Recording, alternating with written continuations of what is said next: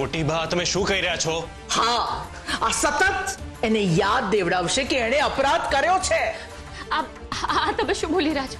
હું આ નહીં પહેરી શકું. પહેરવી પડશે, કારણ કે સજા તો સજા હોય ને, એ મનગમતી ના હોય. તે જે ગુનો કર્યો છે એની સજા તારે ભોગવવી પડશે સરગમ, અને ક્યારેય કાઢતી નહીં. અને તમે આ શું બોલી રહ્યા છો? તમે બીજું જે કહેશો એ કરીશ, પણ આ નહીં થાય. સરગમ, આ મારો હુકમ છે.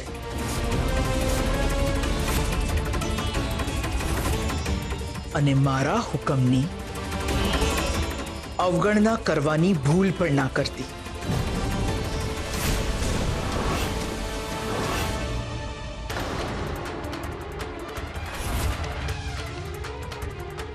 જા તારા રૂમમાં.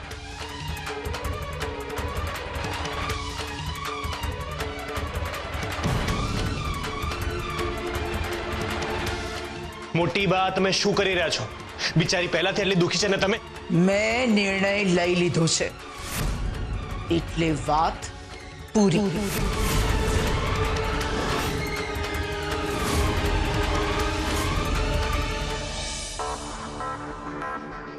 લે થઈ ગયું બધું ગણીએ તો અંદાજે 50 કરોડની મિલકત છે.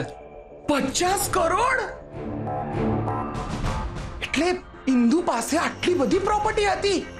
આ તો બધું મોટું મોટું દેખાય છે, જો બાકી ડિટેલ કઢાવીએ ને તો આનાથી પણ વધારે થાય. એનો અર્થ કે આપણી સરગમ કરોડોની માલિક છે. હા, અને હવે આ પૈસાનો ધારે ઉપયોગ કરી શકે છે. હા, અને આપણે પણ ચિરાગના પપ્પા. આપણે? હા, હવે આપણી બધી જ મુસીબતો દૂર થઈ જશે અને તમે અને ચિરાગ નવો ધંધો શરૂ કરી શકશો. પણ લજ્જા, આ તો ઘરની લક્ષ્મીના પૈસા કહેવાય, એનો ઉપયોગ આપણે કઈ રીતે કરી શકીએ? આ તો અયોગ્ય કહેવાય. સાચી વાત છે, અરે પણ આપણે ક્યાં એનો દુરુપયોગ કરવો જ છે? આપણે પૈસા સરગમના નામે જ મૂકીશું. તમે અને ચિરાગ ધંધો શરૂ કરવા માટે એની પાસેથી ઉધાર લઈ લેજો, અને બધું સેટ થઈ જાય પછી પૈસા પાછા આપી દેવાના. અરે આપણે પૈસા થોડા સમય માટે જ લેવાના છે ને, લઈ થોડી લેવાના છે. પણ સરગમ અત્યારે બહુ દુઃખી છે, એટલે આ વાત આપણે થોડાક દિવસ પછી એને કરીશું. હાલ મને યોગ્ય નથી લાગતું. જ્યારે વિચાર આવે ને એ જ સમય યોગ્ય કહેવાય. હવે આપણે વધારે સમય રાહ નથી જોવી. આપણે સરગમને આજે ને આજે વાત કરવી પડશે. અને સાંભળો, એમ પણ તમે બધે પૈસા ચૂકવી જ દીધા છે ને? તમારા લોનની EMI શરૂ થઈ ગઈ છે. ઘરમાં નાની નાની વસ્તુઓ અને સામાન લાવવાના પૈસા નથી, અને રોજે રોજના ખર્ચા તો ઊભા જ છે. મને લાગે છે કે આપણે આજે ને આજે સરગમને વાત કરવી જોઈએ. જો હવે વધારે મોડું થશે ને તો આપણે રોડ પર આવી જઈશું. પણ લજ્જા, મને આ વાત કરતા સંકોચ થાય છે. એવું હશે તો ચિંતા નહીં કરો, હું વાત કરીશ.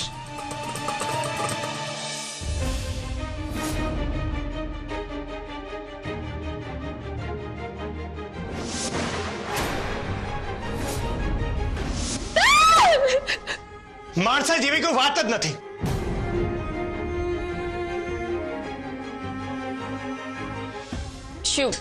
શું થયું? માણસોના એવા એવા ચહેરા સામે આવ્યા છે ને જેની મેં ક્યારેય કલ્પના પણ નથી કરી. ચિરાગભાઈ આટલી હદ સુધી નીચે પડી જશે એનો મને ખ્યાલ પણ નહોતો. શું થયું? તો ચિરાગભાઈ વિશે કેમ આવું બોલે છે? એટલા માટે કે ઇન્દુ આંટીના અસ્થિ ઠંડા થયા નથી અને ચિરાગભાઈ પ્રોપર્ટીની વાત કરી રહ્યા છે. ચિરાગભાઈ આવું કહ્યું? ક્યારે? અરે ચિરાગભાઈ મારી પાસે આવ્યા અને કહેવા લાગ્યા કે સરગમને જઈને કે પ્રોપર્ટી લઈ લે, એમના ધંધા માટે પૈસા જોઈએ છે. અરે આવા સમયમાં એમના મગજમાં આવા વિચાર આવી પણ કેવી રીતે શકે? શું થયું છે એની ગંભીરતા જ નથી. બસ પૈસો સર્વસ્વ થઈ ગયો છે એમના માટે. અને તું શાંત થઈ જા, અને એમને કઈ માનસિક સ્થિતિમાં બધું કહ્યું છે એનો તો વિચાર કર.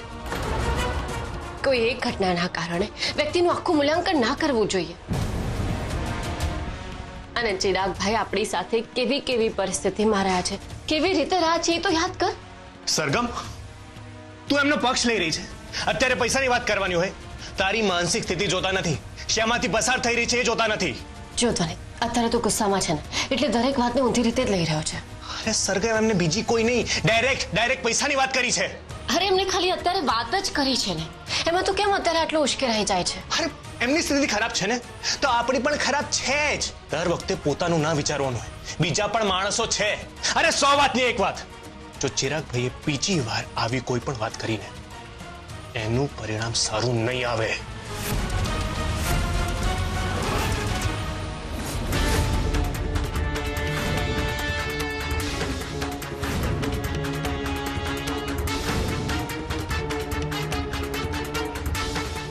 જલ્દી કર. ઘરની કોઈ પણ વ્યક્તિ જોઈ ન જવી જોઈએ.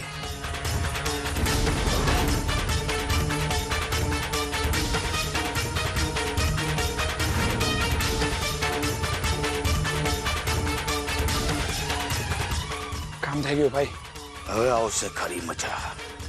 પણ મોન્ટીભાઈ, તમે કોન્ફિડન્ટ છો કે આ ગાડી પહેલા ધ્વનિત જ ચલાવશે? કોઈ પણ ચલાવશે. ઝવેરી પરિવારનો કોઈ પણ સભ્ય ચલાવશે. મારે સરગમને નથી મારવી, પણ એક પછી એક એના નજીકના દરેક સભ્યો એનાથી દૂર થઈ જવા જોઈએ. ત્યારે જ એમને ખબર પડશે કે જેને બહુ પ્રેમ કરીએ છે એ સભ્ય જો આ દુનિયા છોડીને જતું રહે તો કેવું થાય. મારી મોટી બેન મરી ગઈ પછી હું શું દુઃખ અનુભવું છું એ એમને ખબર પડવી જોઈએ.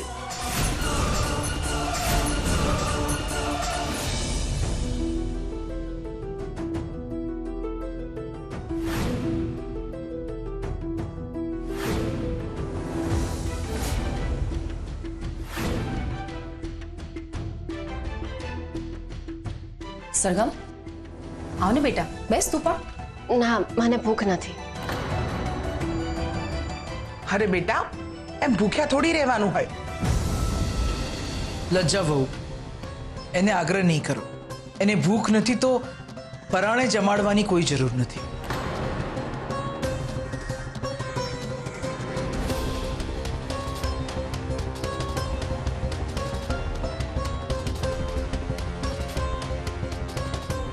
ધ્વનિત, શું થયું? માફ કરજે ધ્વનિત, પણ આજે તને જમવાનું નહીં મળે.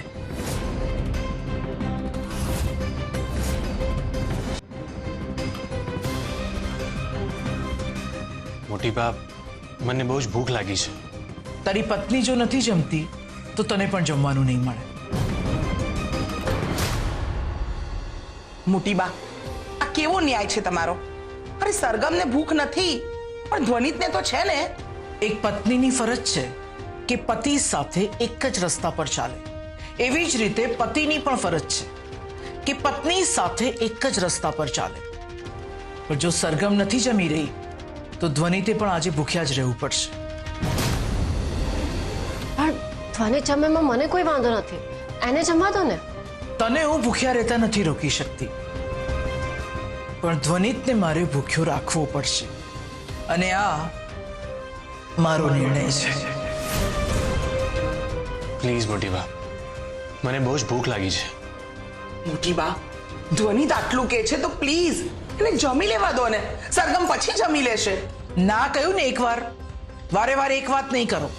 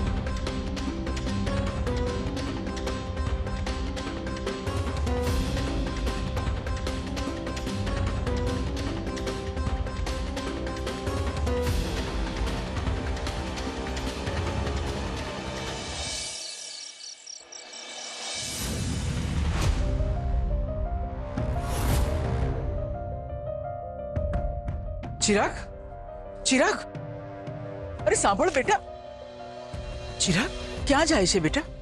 મોટી બા મારે થોડું કામ છે એટલે મારા ફ્રેન્ડને મળવા માટે જઉં છું. ગામડેથી મનસુખભાઈનો ફોન હતો. એમની પાસે થોડું અનાજ બચ્યું છે અને એ સસ્તા ભાવે આપી રહ્યા છે. આપણને અનાજની જરૂર છે તો ગામડે જઈને અનાજ લઈ આવ ને. તને ખબર છે ને અત્યારે આપણા ઘરની પરિસ્થિતિ શું છે?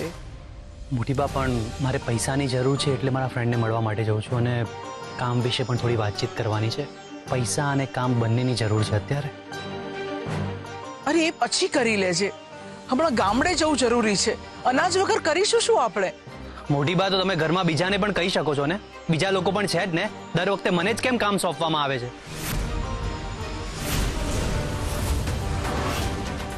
ચિરાગ કેમ આટલો અકળાઈ રહ્યો છે એમાં? કારણ કે મોટી બા દર વખતે બધું જ કામ મને સોંપવામાં આવે છે. બધું જ મારા માથા પર આવે છે. તમને યાદ છે દુકાનમાં બધો માલ ભેગો કરીને ગોડાઉનમાં લઈ જવાનું હતું? એ બધું જ કામ મેં કર્યું હતું. મને સોંપવામાં આવ્યું હતું એ કામ. પણ મોટી બા અત્યારે મારે પૈસા અને કામ બંને ભેગું કરવાનું છે. EMI શરૂ થઈ ગયા છે. હું પૈસા ક્યાંથી લાવીશ? અને મારી પાસે કોઈ પ્રોપર્ટી પણ નથી કે હું બેઠા બેઠા ખાઈ શકું. મોટી બા તમે ધ્વનિતને કેમ નથી કહેતા? એ બેઠો જ રહે છે, કઈ જ કામ ધંધો નથી કરતો, આખો દિવસ બસ ઘરમાં પડ્યો જ રહે છે. એને કેમ કોઈ કામ નથી આપતા તમે? એને તો કોઈ કઈ નથી કહેતું. એને શું રોટલા ખાવા માટે જ રાખ્યો છે? ચિરાગ શાંત થઈ જા. પહેલા એકદમ શાંત થઈ જા. આટલો રઘવાયો કેમ થાય છે તું? ધ્વનિતને એટલા માટે કામ નથી સોંપતી કારણ કે એ હમણાં સરગમ સાથે સમય વિતાવી રહ્યો છે. સરગમની હાલત શું છે તું જાણે છે ને? આ બધું કામ ના કરવાના બહાના છે. બાકી ધ્વનિત છે ને નક્કામો છે, નક્કામો. 100 વાતની એક વાત કે ધ્વનિતને કોઈ કામ કરવું જ નથી. ચિરાગભાઈ, તમારે અનાજ લેવા ના જવું હોય તો કોઈ વાંધો નહીં, હું જઈને લઈ આવીશ. પણ ધ્વનિતને કઈ ના કહેતા.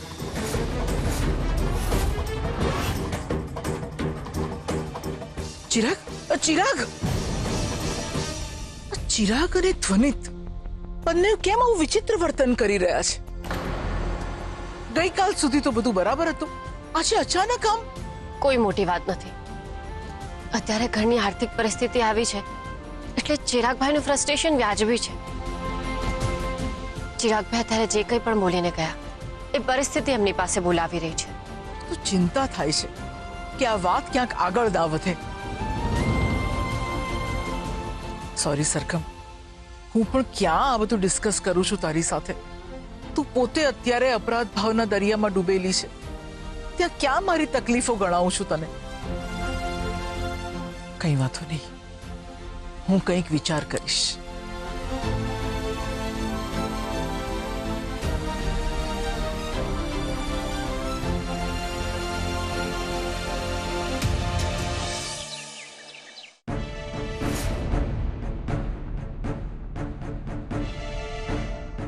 ગાડી હું લઈ જઈશ. ચિરાગભાઈ મારે એક અગત્યનું કામ છે એટલા માટે ગાડી હું લઈ જાઉં તો વધારે સારું છે. અગત્યનું કામ તારે હોય તો પછી બીજાને પણ અગત્યનું કામ હોય ને. અરે પણ ચિરાગભાઈ મારી વાત. ધ્વનિત, તું એવું તે શું કામ કરે છે કે તારે આટલી અર્જન્સી છે? ચિરાગ બિચારો એકલા હાથે કેટલા કામ સંભાળે છે એટલે એને અર્જન્સી હોય એ સમજી શકાય છે. પણ તારી ઇમરજન્સી તું જાણે ને તારો ભગવાન જાણે. અત્યારે એને કામ છે એટલે ચાવી એ લઈ જશે. ચિરાગભાઈ પાસે બાઇક છે, એ બાઇક લઈને જઈ શકે છે. બાઇક તું પણ લઈ જઈ શકે છે. અરે મારે પ્લેસમેન્ટ એજન્સીમાં જવાનું છે, ધૂળ લાગશે, કપડાં ખરાબ થશે, મારે કાર લઈ જવી જોઈએ. લો ધૂળ લાગશે તો રસ્તા ઉપર ધૂળ તો લાગે જ ને. આ અમેરિકાના રસ્તા જે ધૂળ ના લાગે, અને ધૂળ વગરના રસ્તા જોતા હોય તો અમેરિકા રહેવું તું. અહીંયા પાછો શું કામ આવ્યો? અરે તમે ક્યાંની વાત ક્યાં લઈ જાઓ છો? વાત એક જ છે, ચાવી હું લઈ જઈશ. તમે જીદ કરો છો તો જીદ હું પણ કરીશ. ચાવી હું જ લઈ જઈશ.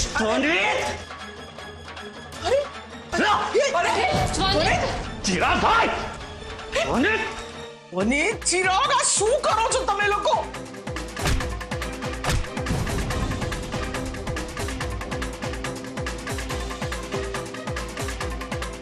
ચિરાગ,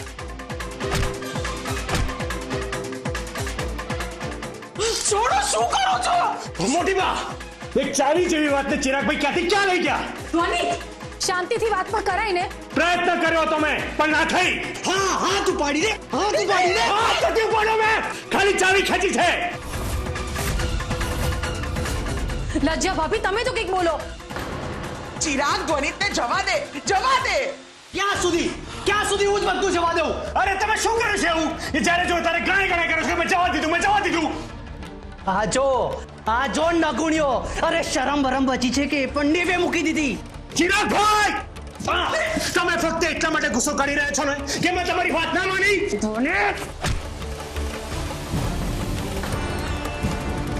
તને શું લાગે છે કે તું મારીશ તો હું અટકી જઈશ? અરે તું 2 મારીશ તો હું 4 મારીશ.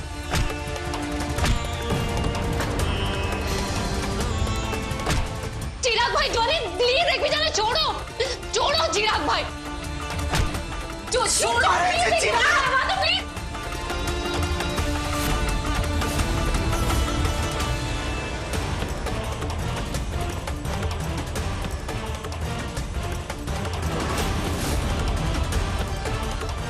ચિરાગ, ચિરાગ,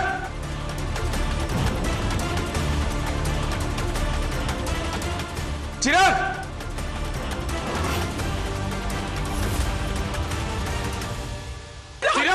ચિરાગ છોડી દે.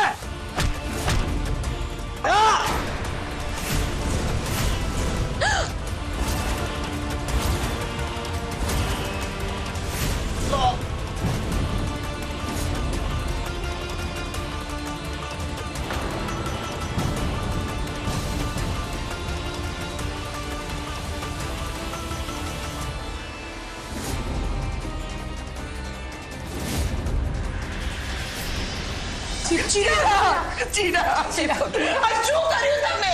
મને એમ લાગ્યું કે ચિરાગ ધ્વનિતનું ગળું દબાવે છે. પોખરાજ, આ શું કર્યું તે? અરે પોતાના દીકરાને આમ ઘા મરાય? મોટી બા, ભૂલ થઈ ગઈ મારી.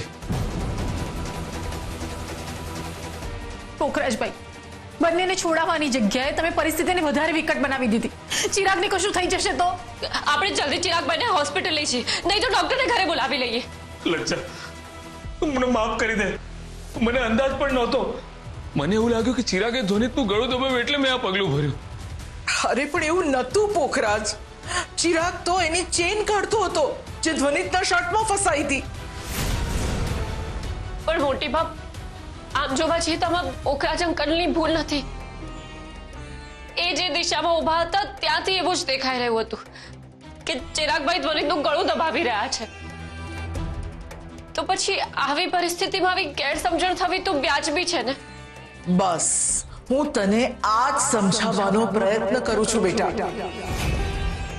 પેલા દિવસે તું જે દિશામાં ઊભી હતી તો તને એમ લાગ્યું કે ઇન્દુબેન મારું ગળું દબાવવાનો પ્રયત્ન કરી રહ્યા છે. તને આવી ગેરસમજણ થવી એ બહુ સ્વાભાવિક છે, પણ હવે તું તારી જાતને ગુનેગાર નહીં માન.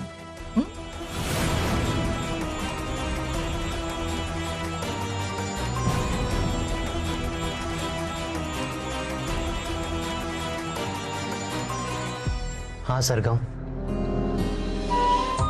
મોટી બા એકદમ સાચું કહે છે.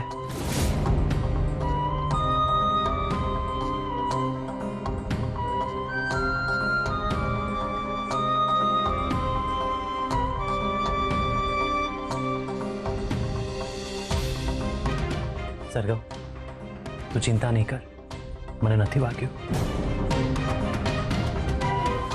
હું એક્ટિંગ કરતો હતો અને પપ્પા પણ મારી સાથે એક્ટિંગમાં મને મદદ કરી રહ્યા હતા. આ બધો જ પ્લાન મોટી બાનો હતો. આ બધું જ તને સમજાવવા માટે આ બધા કરી રહ્યા હતા, જેથી તારી આંખો ઉઘડે. કેમ કે માણસનું વર્તન પરિસ્થિતિને આધીન હોય છે. હવે તો તારી આંખો ઉગડી ગઈ ને? હવે તો તું અપરાધ ભાવમાંથી મુક્ત થઈને?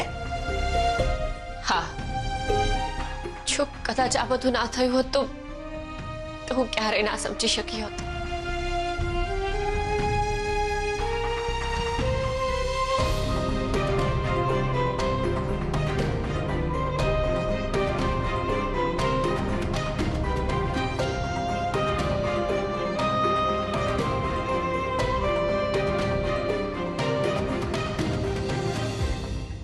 હવે મારે આ પહેરવાની જરૂર નથી, પણ હું આને સાચવીને રાખીશ, કારણ કે હવે મારી અંદરથી અપરાધ ભાવ નીકળી ગયો છે.